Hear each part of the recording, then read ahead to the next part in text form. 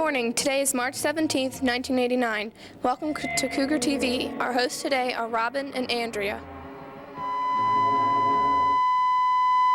Pledge.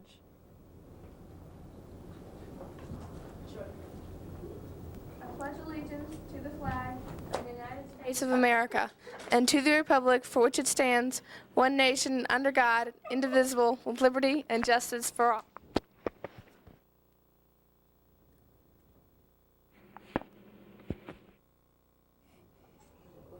We would like to wish everyone a happy St. Patrick's Day.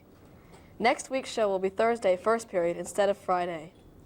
To all the Science Club members, there will be a meeting today at 2:15 in room 340. If you're not a member and want to join, please come to our meeting.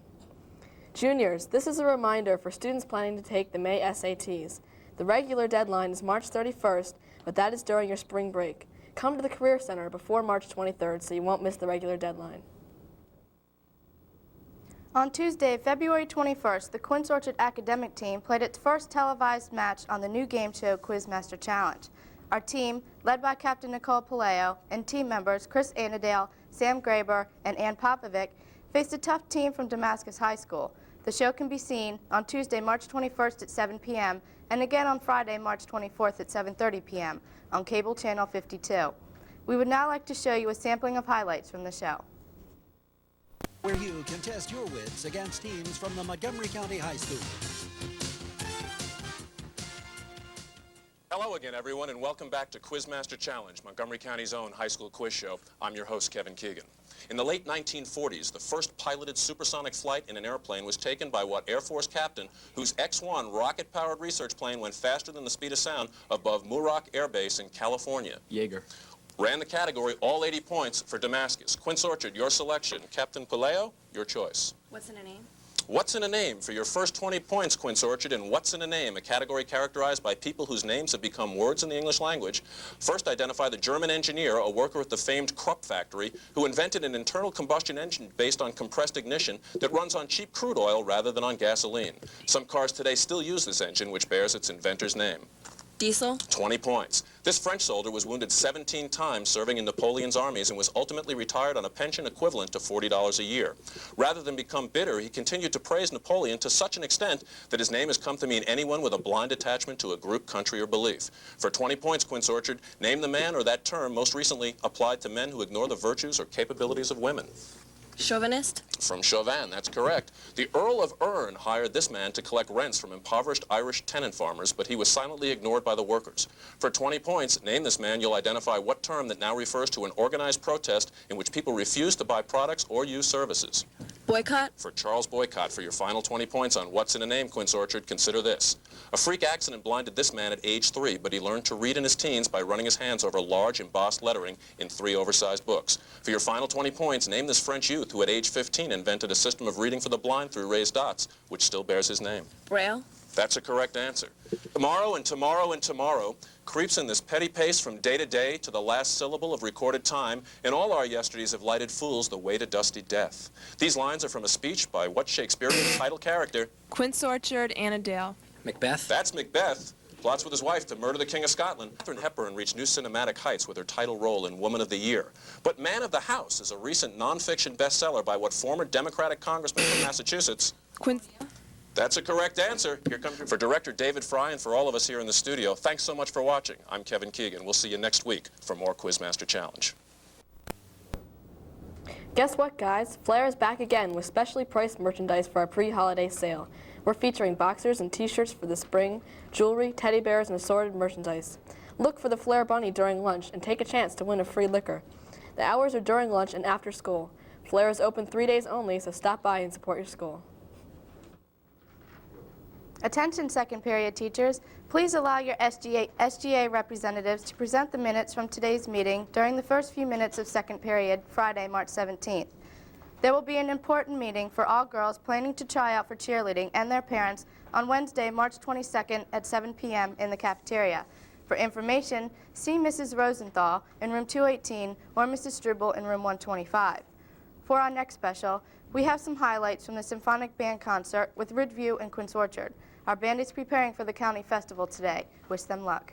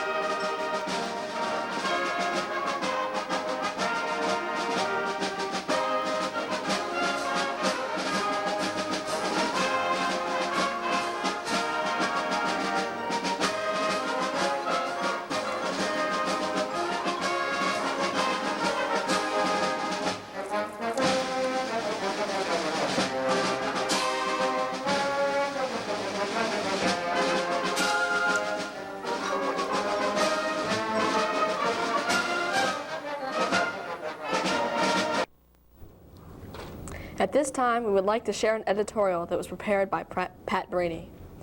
On March 1st, the week of the basketball playoff games, Dr. Warren sent out a memorandum to the staff of our school. The topic was playoff stress. He wrote that the players and cheerleaders were feeling stress due to the regimen of participating in playoff games and the related unusual time pressures for completing academic assignments and preparations. Reminding the teachers to support the fundamental principle that academics come first, he also asked that they be sensitive to the stress these students are under this week and their attempts to do their best in their academic classes and in representing the school. It's not that I do not recognize the achievements of our basketball team in the playoffs and the support our cheerleaders have given them, but what about everyone else? Drama Club had to stay at school past 11 o'clock for dress rehearsals and stage crew work to be able to present David and Lisa. The yearbook and the newspaper staffs also have stayed at school late into the night to meet their many deadlines. Other sports have to practice for many hours outside of school. Softball and baseball players, for example, have practice before school in the morning. Many others also need a special consideration from time to time. Logically, then, all such activities should be allowed these privileges. If this occurred, then what would happen to our fundamental principle that academics come first? Happy birthday, Stacy Arlen, from all your friends. Fencing is a 4.5-week unit in general phys ed. Students can sign up for the unit. Basic fencing skills are taught and batting and officiating are learned because students actually compete. Fencing is a sport of finesse and mental fitness. Now we'd like to show you Mrs. Carpenter's third period class in action.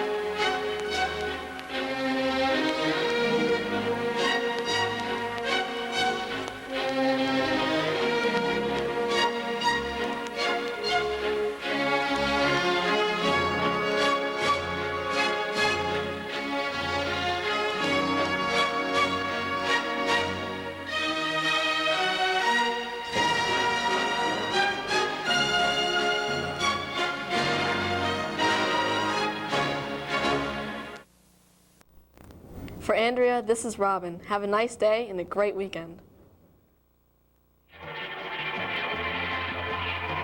This show has been produced live as a service to the students and staff of Quince Orchard High School. Portions of the show were pre-recorded. This show was directed by Scott. VCR 2, Andrew. Technical Director, David. VCR 1, John. Mixer, Bobby. Camera 3, Scott. Floor Director, John.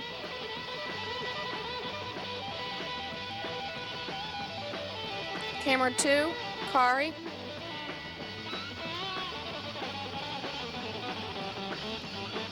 Camera 1, Hassani. For Cougar TV, this is Carmel Echterman. See you next time.